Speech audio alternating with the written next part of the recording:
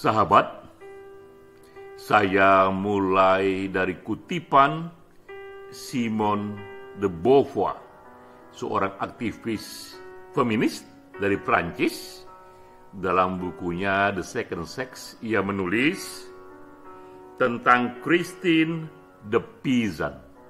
Christine de Pizan ini seorang penyair dan juga seorang penulis dari Italia yang hidup di abad ke-14. Menurut Simone de Beauvoir mengenai Christine de Pizan adalah ia wanita pertama yang mengangkat pena untuk membela kaumnya. She is the first woman to take up her pen in defense of her sex.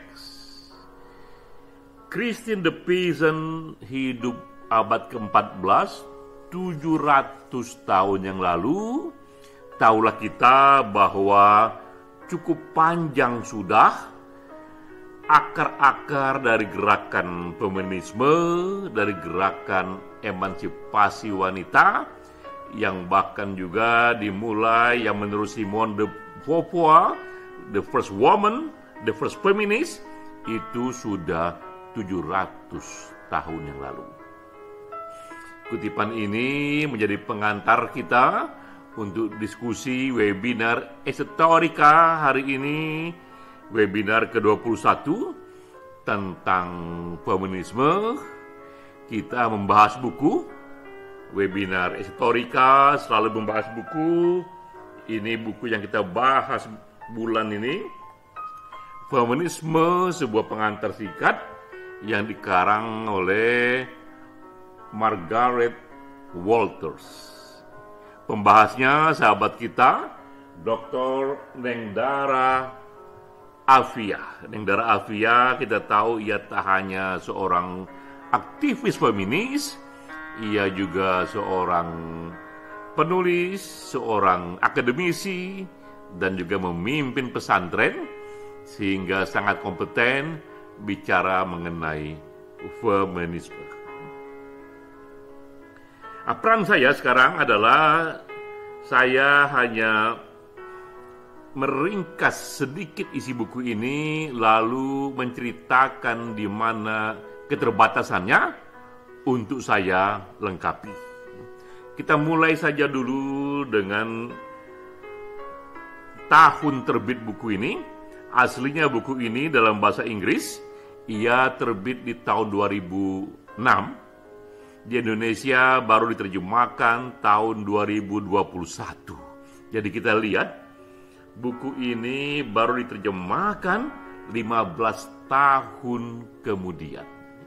Padahal kita tahu untuk gerakan seperti feminisme yang begitu dinamik, 15 tahun itu begitu banyak perkembangan baru. Cukup dengan melihat tahun diterjemahkannya saja, ada lag, ada jarak 15 tahun. Kita tahu bahwa keterbatasan pertama dari buku ini, ia pastilah tidak mencakup perkembangan feminisme setelah buku ini terbit di tahun 2006. Dan kita di Indonesia yang membaca terjemahannya telat 15 tahun. Buku ini bercerita mengenai sejarah feminisme, banyak yang diceritakan, tapi bisa kita buat polanya berdasarkan isu-isu utama yang diperjuangkan. Maka dapat kita bagi, ada feminisme gerakan pertama, ini lahir sekitar abad 17 hingga abad 20. Banyak sekali isu yang dinyatakan dalam rentang waktu ini, tapi yang menonjol adalah hak wanita untuk memilih dalam pemilu.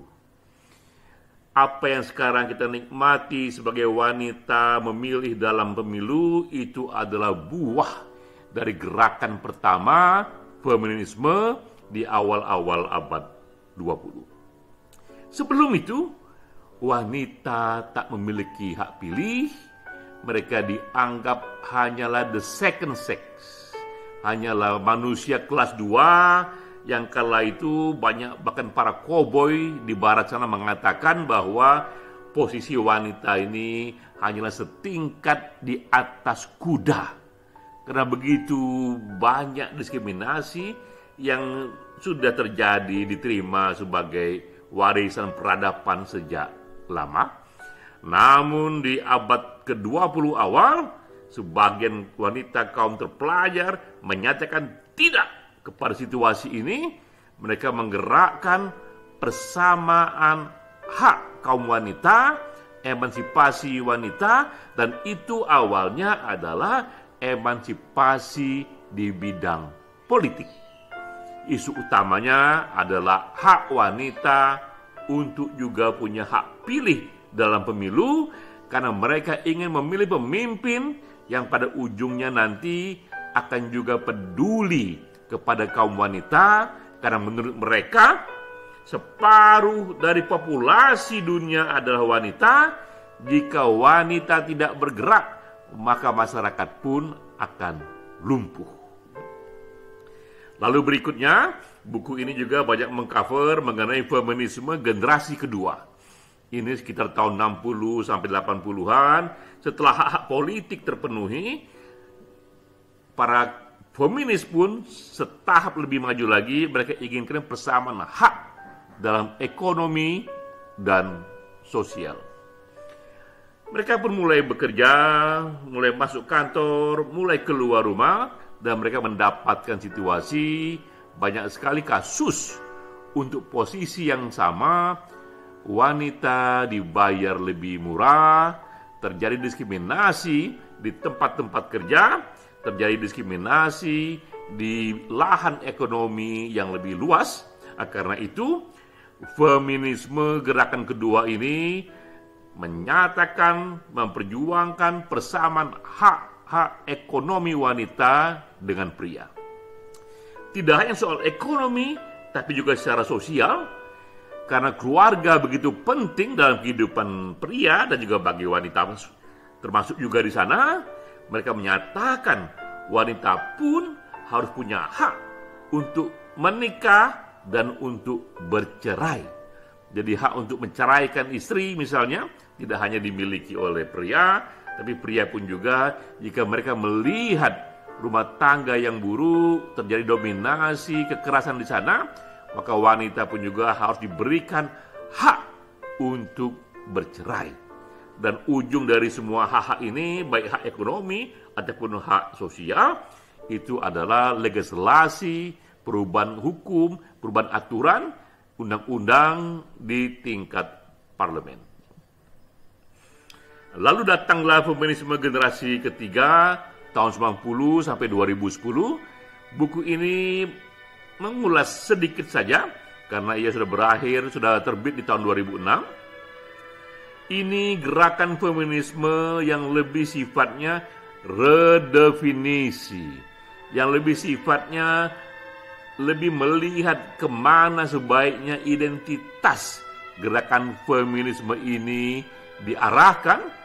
Karena selama ini feminisme generasi pertama dan kedua terlalu banyak fokus kepada persamaan gender. Padahal di kalangan kaum wanita pun begitu banyak keberagaman di sana.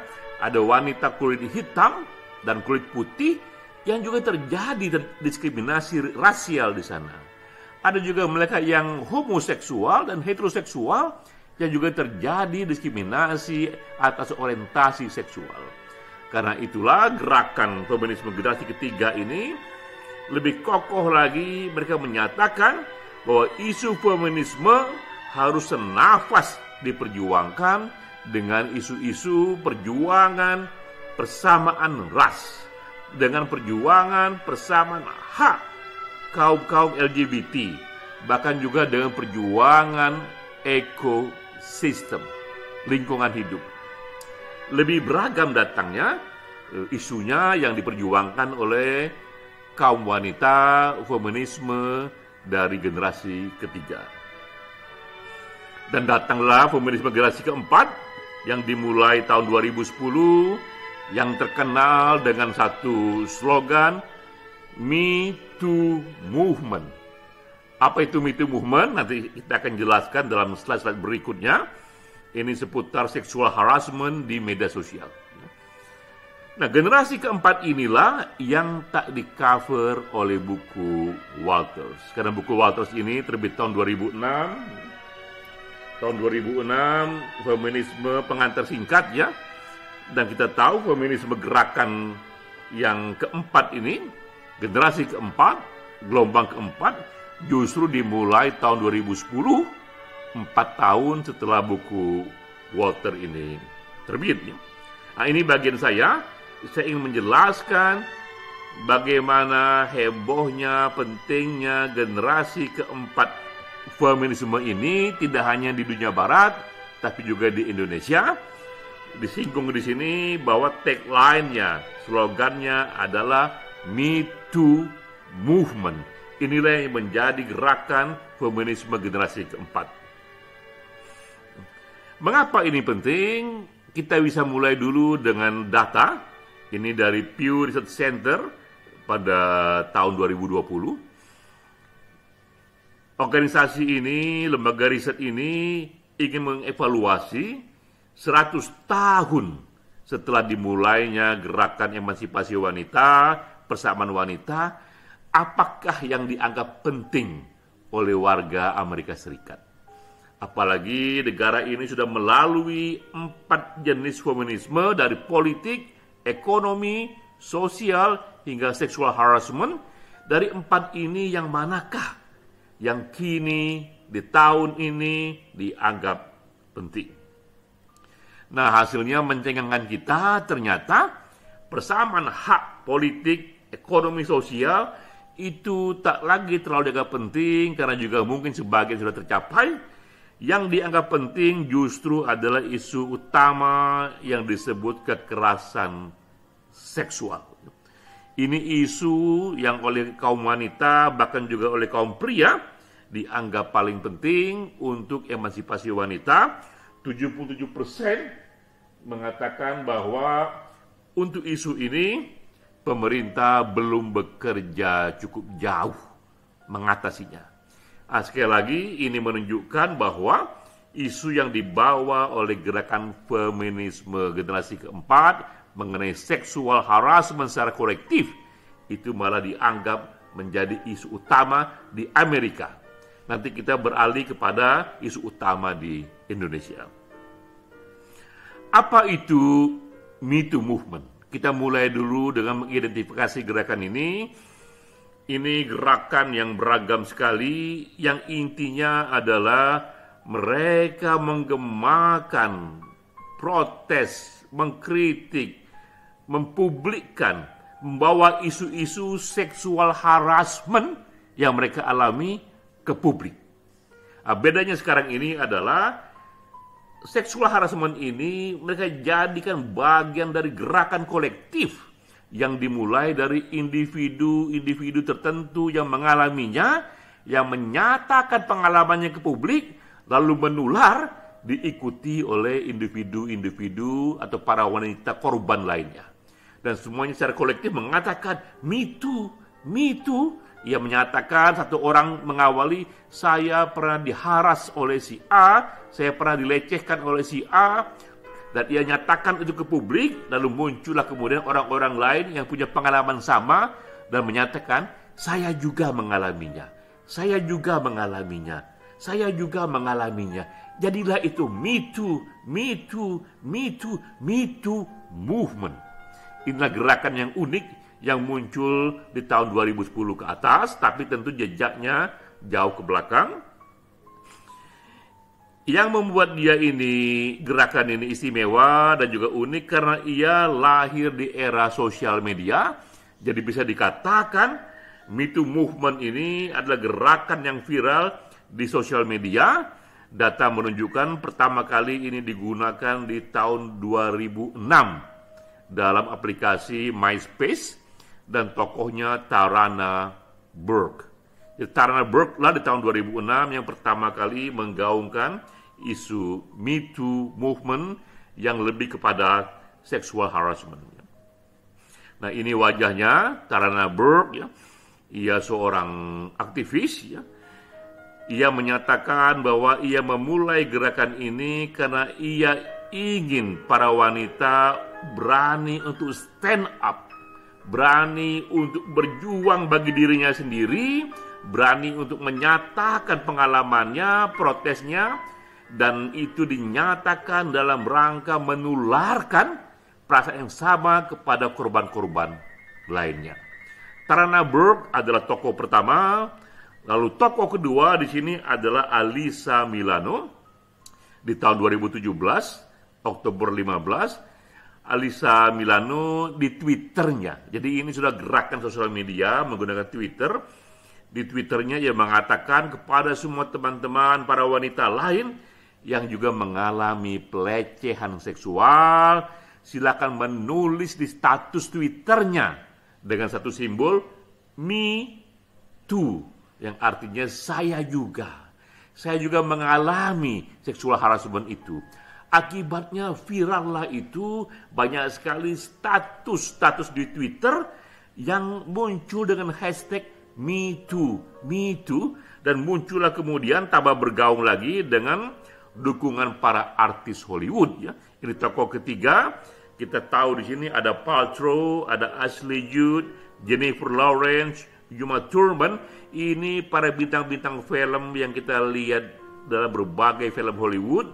Mereka pun menyatakan pengalamannya ketika di awal mereka mulai berkarir di film. Mereka pun merasakan itu sexual harassment, dan mereka dengan berani menyatakan Me Too, saya juga merasakan pengalaman ini. Sehingga ini pun akhirnya menjadi gerakan yang viral. Dan terlebih viral lagi ketika Times Magazine. Ini tradisi panjang Times Magazine di setiap tahun memilih the person of the year. Nah, di tahun 2017, mereka yang bergerak dalam Me Too movement ini memperoleh predikat sebagai persons of the year.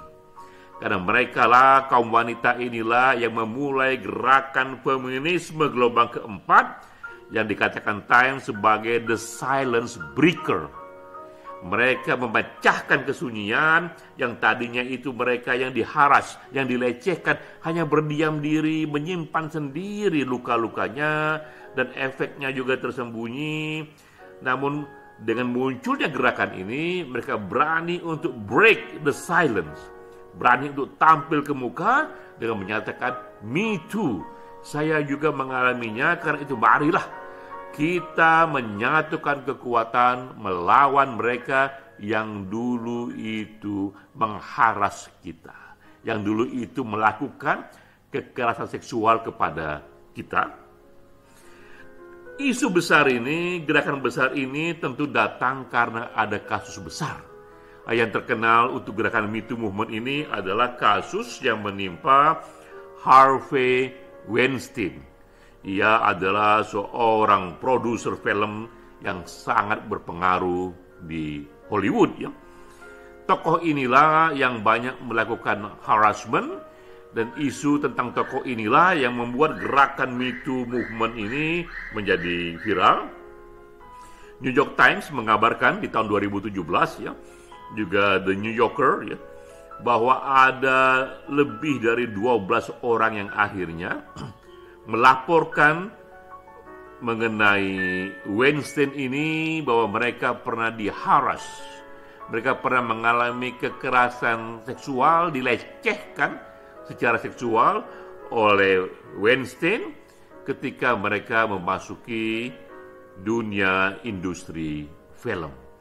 Jadi kita lihat di sini Weinstein seorang produser berpengaruh karena ia menentukan siapa bintang film yang harus main di film ini, adegan apa yang perlu ditambah, dan ia menggunakan powernya untuk mengharas, untuk melecehkan begitu banyak wanita muda yang ingin berkarir di dunia film, dan Weinstein melakukan, mengeksplor dan menyalahgunakan kekuasaannya.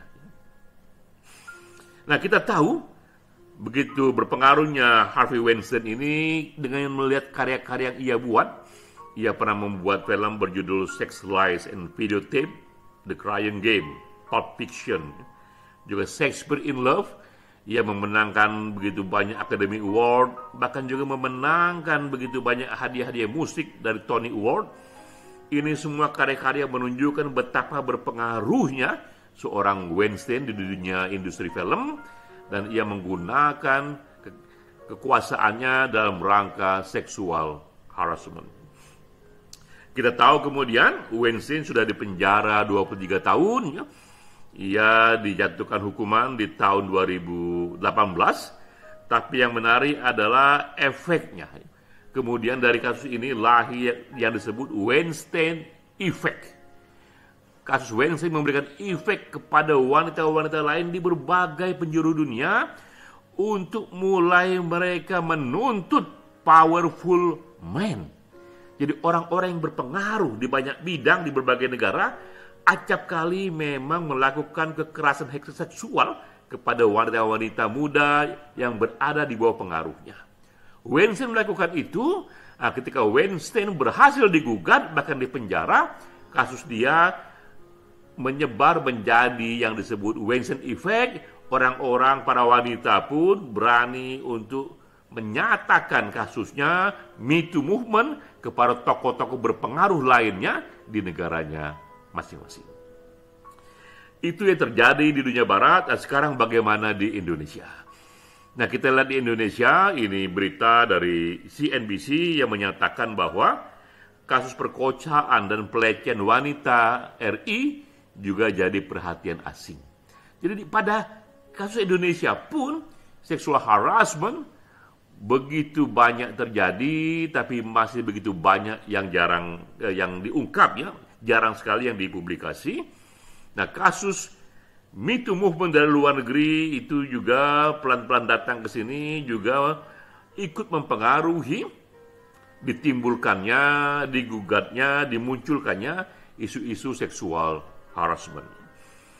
Nah, ini berita yang banyak diangkat bahwa di Indonesia ini kasus-kasus terjadi terhadap wanita begitu beragam. Yang menonjol, yang banyak pemberitaan, mulai dari kasus Yuyun, ini gadis yang usia 14 tahun yang diperkosa rame-rame oleh satu geng, hingga kasus terakhir ini 21 santri yang diperkosa di pesantren oleh guru ngajinya sendiri. Jadi ini kasus yang luar biasa, memilukan. Bagaimana mungkin 21 santri, banyak di antara mereka di bawah umur, ada dalam pengaruh seorang guru ngaji di pesantren, tapi oleh sang guru ngaji ini mereka bahkan dibuat hamil dan sebagian bahkan sudah melahirkan. Nah, ini data yang dinyatakan oleh Komisi Nasional Anti Kekerasan bahwa kasus seksual yang menimpa wanita di Indonesia ini melonjak jika dihitung dari kasus Yuyun ketika tahun 2016 pertama kali kasus itu meledak. Sampai 2019, kasus kekerasan seksual melonjak 66% di Indonesia. Bahkan juga ini dinyatakan berita di Los Angeles Times, karena begitu menarik perhatian dunia, kasus Indonesia pun itu menjadi isu, menjadi headline di sana. Ini contohnya, ini adalah berita di Los Angeles Times pada tanggal 13 Desember 2021. Ini berita yang masih hangat tentang an Indonesian girls gang rape and murder sparks call for change. Things only got worse. Jadi udah menjadi berita dunia di sini bahwa 21 santri pun yang diperkosa oleh guru ngajinya sendiri terjadi secara diam-diam tanpa banyak mata melihat. Itu dianggap hal yang perlu diperhatikan oleh pemerintah. Nah, inilah topik mengenai feminisme generasi keempat yang dimulai tahun 2010, yang belum banyak dibahas di buku Margaret Walters, karena buku ini berhenti di tahun 2006, sementara feminisme generasi keempat dengan satu simbol Me Too Movement itu dimulai setelah buku ini selesai terbit. Di Indonesia, feminisme generasi pertama isu politik, generasi kedua isu ekonomi, dan sosial, generasi ketiga isu ras dan sexual orientation, dan generasi keempat isu sexual harassment. Di Indonesia empat-empatnya datang secara bersamaan. Ini menjadi kasus yang masih hidup di masyarakat kita. Tinggal sekarang bagaimana kasus ini terus dilawan dan muncul para pejuang-pejuang yang membantu tercapainya emansipasi wanita lebih penuh lagi. Dan kita teringat kutipan tadi dari Simone de Beauvoir bahwa ini bisa dimulai oleh siapapun yang take up her pen in defense of humanity, in defense of her sex, in defense of woman. Ini simbol dari her pen, ini simbol dari perjuangan bahwa siapapun, tidak hanya wanita, kaum laki-laki sekalipun, karena isu emansipasi wanita dan isu manusia, siapapun bisa berjuang, bergerak untuk membuat feminisme semakin lama, semakin ideal, dan itu bisa dimulai dengan menuntaskan kasus-kasus diskriminasi yang banyak muncul. Salam.